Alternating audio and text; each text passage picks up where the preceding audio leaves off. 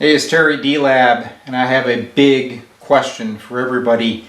Is it worth building boutique amps anymore? I started off back in 2008 reconfiguring old radios and test equipment into cool little practice amps. I could buy that stuff on eBay and swap meets for almost nothing. So after the build, I was able to maybe clear $150 to $200 for my time, which was a good deal. Now I'm building a pair of these Vox AC4X amplifiers. So I thought, I'm going to sit down and just take a look at the cost. Alright, so the transformers, your power and output transformer, $120.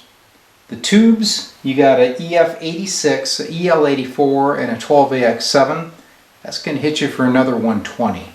Then you have your miscellaneous, your chassis, your control panels, switches, knobs, etc. And that's guaranteed to be about $200 more, not including the shipping that it costs you to get those items. So you'd have approximately $440 into materials alone to build this amp.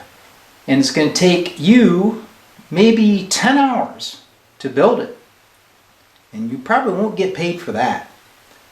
So I'm at the point, guys, I don't know if it's really worth it anymore.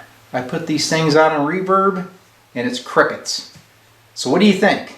Should I continue with this, or is it time to shift gears?